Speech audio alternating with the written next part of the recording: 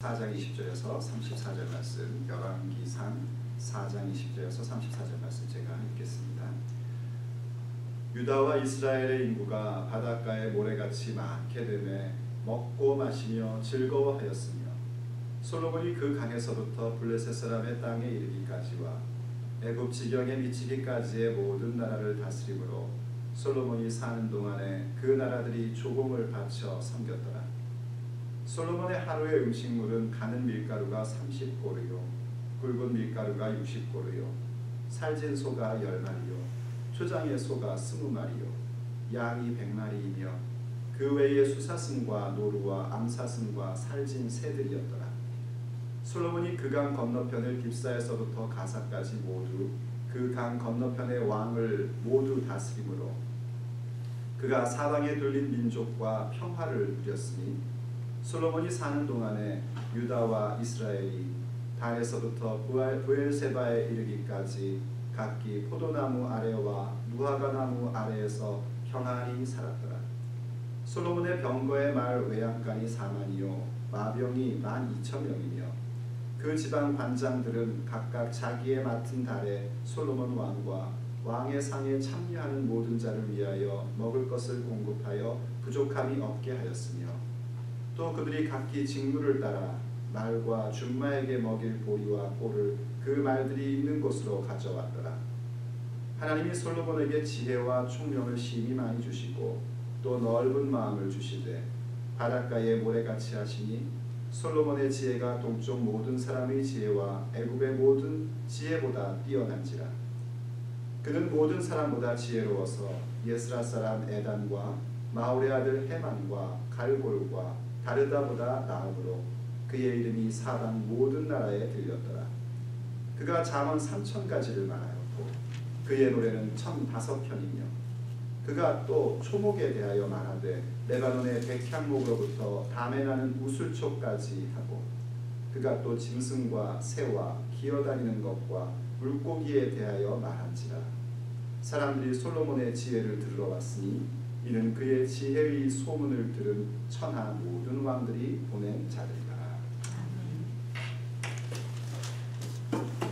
하나님께서 야고보서를 통하여 우리에게 주신 약속이 너희 중에 누가 지혜가 부족하거든 후히 주시고 꾸짖지 아니하시는 하나님께 아뢰라 하고 약속을 하고 있습니다. 그러면 우리에게 지혜를 주시겠다라고 말씀을 하시죠. 정말 하나님 앞에 지혜를 구하는 것은 우리의 믿음에 있어서 소중한 간구의 내용이어야 합니다. 물론 그 지혜가 그저 지혜의 소산물만을 바라는 지혜 구함이 되어서는 안 되겠죠. 지혜를 통해서 갖게 되는 여러 가지 세상의 부귀와 영화나 혹은 명성 이런 것들 때문에 우리가 지혜를 구하는 것은 결코 아닐 겁니다. 우리가 그 지혜가 부족함을 느끼고 그 지혜를 구하는 목적이 있다면 하나님께 듣는 마음을 구하는 것이고 그 하나님께 듣는 마음을 구하는 목적 역시 하나님이 나를 부르신 그 자리 가운데 그 소명을 성취해 가고자 하는 그 열망 때문에 우리는 지혜를 구하며 하나님 앞에 듣는 마음을 구하는 자가 되어야 합니다. 그것은 우리가 솔로몬을 통해서 익히 보고 있는 바입니다. 솔로몬이 비록 왕이라는 자리에 올랐지만 그 자리에 오르는 자체가 목적이 아니었습니다. 그 자리를 얻은 것이 모든 것을 다 얻고 성공한 인생이라고 결코 얘기할 수가 없었습니다. 진짜는 그때부터 시작인 겁니다. 하나님이 맡기신 그 자리, 하나님이 부르신 그 자리를 어떻게 하나님께서 원하시는 뜻대로 이루어 갈 수 있을 것인가? 아무리 왕의 신분을 가졌어도, 제 아무리 많은 신하를 가지고 있었어도, 아무리 많은 군사를 가지고 있었어도 그것은 도저히 해결해 볼 수 없는, 알 수 없고 이룰 수 없는 일들이었습니다. 그것을 알기에 솔로몬은 하나님 앞에 듣는 마음을 구했고 하나님이 그것을 합하게 생각하시어 그에게 지혜와 명철을 주시며 그러한 거라면 내가 부귀와 영화까지도 너에게 맡기고 그 모든 것을 발휘할 수 있는 오랜 세월도 너에게 주겠다. 믿고 맡길만 하다 하고 주신 은혜를 우리가 보게 됩니다. 과연 솔로몬은 그 받은 지혜를 가지고 하나님 앞에 예배하는 모습을 보여줬고 백성들에게 하나님의 공의를 보여주는 그런 아름다운 모습을 보여줬을 뿐만 아니라 정치와 경제 부분에 있어서 자기의 왕궁을 잘 조직하는 전통을 세우고 전통을 이어가고 그리고 그 모든 것들을 서포트할 수 있는 경제 부분에 있어서는 개혁을 감행함으로써 정말 하나님께서 기뻐하시는 모습으로 사람들을 모으고 세우는 역사를 보게 됩니다. 그저 자기의 마음에 좋은 대로 하는 것이 아니라 믿음의 정절을 지키며 의리를 가지던 그러한 사람들의 자녀들과 함께함으로써 하나님이 기뻐하시는 그런 나라를 세워가는 자신의 소명에 충성을 다하는 모습을 우리에게 보여줍니다. 그 모습이 계속해서 이어져서 우리에게 소개가 되고 있는 겁니다. 오늘은 특별히 20절과 25절의 말씀을 보면은 바로 그러한 모습으로 인해서 솔로몬이 다스리는 유다와 이스라엘 그리고 또 전역에 솔로몬의 영향력이 미치고 있는 것을 보여주는데요. 특별히 20절과 25절에서는 솔로몬의 시대에 바로 그런 결과로 인하여 풍요로움과 평화로움의 시절이었다는 것을 우리에게 보여줍니다. 20절 보면 이렇게 얘기하죠. 유다와 이스라엘의 인구가 바닷가의 모래같이 많게 되니 사람들이 많이 늘었다는 겁니다. 백성이 많이 는다는 것은 그만큼 태평한 시대라는 거죠. 전쟁도 없고 사람들이 다 먹고 살만하다는 겁니다. 그런데 그냥 단순히 먹고 살만한 것이 아니라 그 뒤에 보니까 먹고 마시며 즐거워하였다라고까지 얘기합니다. 이런 걸 우리가 이렇게 얘기하죠. 참 행복하다, 참 잘 산다 이렇게 얘기를 합니다. 소위 말해서 태평성대가 왔다는 얘기입니다. 그런데 그것이 그냥 먹고 마시고 즐겁고 뭐 잔치하고 사는 그런 차원 정도의 것이 아닙니다. 25절을 보면 이렇게 또 얘기하지 않습니까? 솔로몬이 사는 동안에 유다와 이스라엘이 단에서부터 브엘세바에 이르기까지, 이 단에서 브엘세바라는 얘기는요 이스라엘 전국을 얘기할 때 쓰는 표현입니다. 단이라는 것은 제일 북단에 있는 도시고요, 브엘세바는 제일 남단에 있는 도시입니다. 바로 그렇게 전국에 이르기까지 무슨 일이 있었냐면은 각기 포도나무 아래와 무화과나무 아래에서 평안히 살았더라 하고 얘기합니다. 우리들의 입장에서는 왜 하필 포도나무 아래 무화과나무 아래인가 이런 생각이 들 수 있어요. 그런데 이스라엘 사람들에게 있어서 특별히 지금 바벨론의 포로로 가 있는 사람들이 이 열왕기서의 1차 독자 아닙니까? 유대인들에게 있어서 이스라엘 사람들에게 있어서 이 포도나무와 무화과나무는 굉장히 중요한 심볼입니다. 중요한 상징이에요. 마치 자신들의 영성과 자신들의 상태를 가늠하는 그런 상징으로서 항상 포도나무와 무화과나무를 상징을 합니다. 그래서 포도나무와 무화과나무가 잘렸다 하면 이거는 지금 자기들의 어떤 민족이 굉장히 지금 심각한 상태여요, 정말 회생불능의 상태다라는 것을 상징하고, 이것이 잘 안 된다, 시들어간다 그러면 우리에게 문제가 심각하다. 근데 이것이 풍성하다, 그럼 이건 정말 기쁨이요 하나님의 은총이요 복이다 하는 그런 상징의 모습으로 사용했었습니다. 특별히 무화과나무는 어떤 용도로 사용됐었냐면 이스라엘 사람들이 그 무화과나무 아래에서 묵상하고 기도하는 시간들을 즐겨 가졌었습니다. 요한복음 보면 나다나엘이 예수님을 만날 때 뭐하고 있었냐면 무화과나무 아래에 있었다고 하죠. 예수님께서 그에게 네가 무화과나무 아래 있는 것을 봤다 때 나다나엘이 깜짝 놀라는 걸 아마 여러분 기억을 할 겁니다. 왜 그런 거냐면 무화과나무 아래에서 나다나엘이 했던 것은 하나님의 나라인 이스라엘을 생각하고 기도하는 그런 모습을 가졌었기 때문이죠. 그걸 보며 예수님께서 네 마음에 간사한 것이 없다, 네가 그 아래에 있을 때 봤다라고 얘기하는 것입니다. 이렇게 포도나무와 무화과나무 아래에서 전 국민이 살아갔다라는 얘기는 그들이 그저 물질적으로 풍요로운 것만 구가하며 산 것이 아니라 하나님 앞에서의 바른 신앙을 지키며 기도할 줄 아는 자들로 살았다는 겁니다. 그러니 바벨론 포로에 있는 사람들의 입장에서 이것이 얼마나 부러운 모습이겠습니까? 그들이 정말 꿈꾸고 원하는 시대가 바로 이런 시대요. 이런 시대로 우리는 회복해야 된다는 그런 열망을 갖고 있지 않겠습니까? 바로 그거였습니다. 솔로몬의 하나님 앞에 소명을 이루고자 했던 것으로 말미암은 지혜가 이렇게 전 백성들에게 풍요로움 그리고 깊은 영성, 평안한 가운데에 하나님을 더욱더 깊이 알아가고 하나님께 더욱더 기도할 수 있는 그런 삶의 모습을 만들어주는 영향이 임했다는 것입니다. 그뿐 아니라 솔로몬의 주변 국가에도 많은 영향력을 주는 것을 우리가 본문을 통해서 보게 됩니다. 솔로몬의 주변의 국가는요 크고 작은 나라들이 있었습니다. 그 당시에 여러 큰 나라들도 있었고 유대 땅보다 이스라엘보다 훨씬 더 강대한 나라도 있었고 그리고 조그만 나라들도 있었는데 그 나라들이 솔로몬과 조약을 맺고 주변의 작은 나라들은 이 이스라엘에 조공을 바치는 그래서 이른바 이스라엘이 종주국이 되는 그런 모습을 우리에게 보여줍니다. 근데 그것 역시 칼로 한 것이 아니라 지혜로 해서 평화 가운데 그 일들을 이루어갑니다. 그래서 인구는 더욱더 늘어나는 거죠.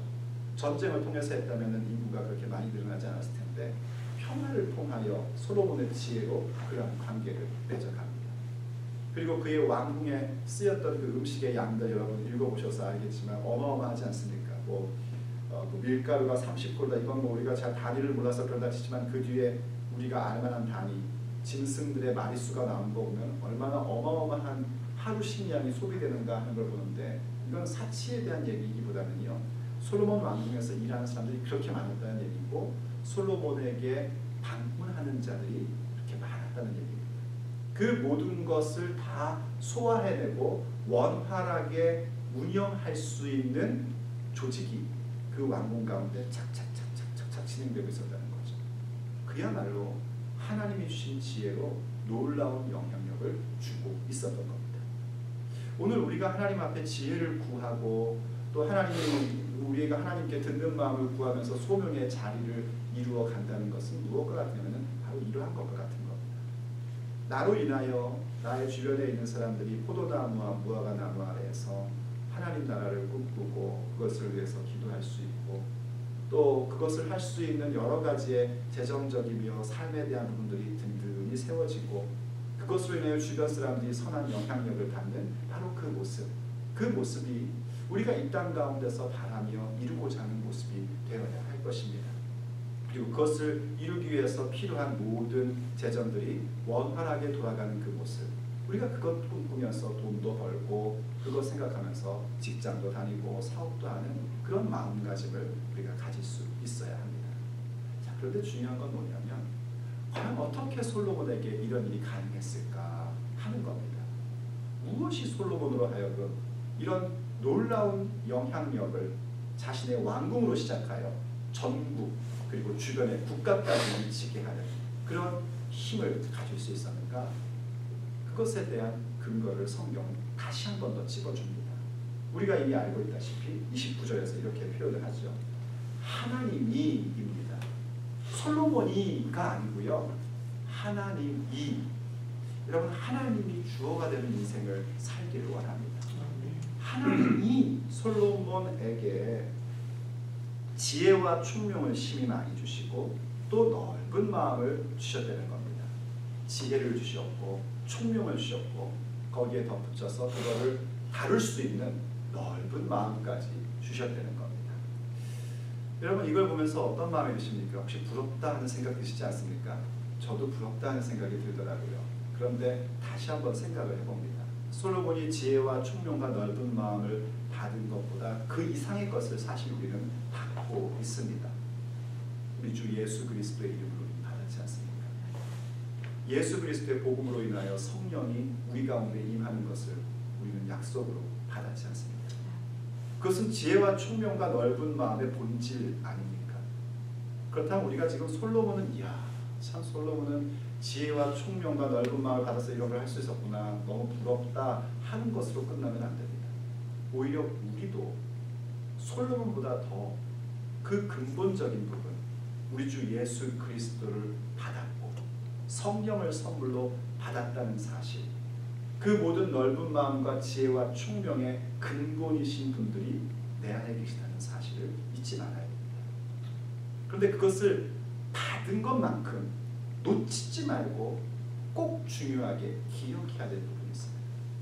어쩌면 솔로몬이 될 수 있었던 이유는 그가 단순히 지혜와 총명과 넓은 마음을 받은 것으로 끝나지 않았기 때문입니다. 오히려 그것이 어떻게 되냐면요. 그의 인생 속에서 발휘되어집니다. 그게 중요합니다. 내게 예수의 이름이 있고 성령을 선물로 받은 것이 너무나 중요합니다. 그것이 없이는 어떤 출발도 존재할 수 없습니다. 근데 그것을 받은 만큼 중요한 것은 뭐냐면 그것이 내 인생 속에 온전히 발휘되어지는 것입니다. 그 29절 이하 30절 이하가 얘기해 주는 게 바로 그런 내용입니다. 솔로몬이 뭘 했다고 얘기하냐면요, 솔로몬의 지혜가 뭐 동쪽 모든 사람이 무슨 얘기냐면 그 당시에 강대국 유명한 나라들의 지혜보다 솔로몬의 지혜가 견주어 볼 때 훨씬 더 나았다는 겁니다. 그리고 우리는 잘 모르는 일이지만 이 당시 사람들에게 굉장히 유명한 사람들의 이름이에요. 지혜하면 이 사람들 뭐 이렇게 뭐 동양에서 뭐 이렇게 뭐 지혜 그러면 공자 뭐 이렇게 나오는 것처럼 아주 그 유명한 지혜로운 사람들과 비교해 볼 때 솔로몬의 지혜가 훨씬 어떻게 되는 겁니다. 한번 생각해 보세요, 여러분. 누구의 지혜보다 내가 어떤 사람의 지혜가 다른 어떤 사람보다 더 좋다는 것을 알려면 견주어 봐야 알 수 있는 거 아닙니까? 견주어 본다는 것은요, 발휘되지 않고는 견주어 볼 수가 없는 겁니다. 부딪혀 보지 않고는 절대로 견줄 수가 없습니다. 부딪힌다는 건 뭐냐면 그 지혜가 발휘되었다는 얘기입니다. 그 총명이 발휘되었기에 견줄 수 있는 것이지, 나한테는 이런 지혜가 있어 하고 꽁꽁 혼자 가지고 있는 상태 속에서는 누구보다 더 나았다는 얘기가 나올 수가 없습니다. 근데 어떻게 그것을 했는가 할 때에 본문이 설명해 주는 게 그런 내용입니다.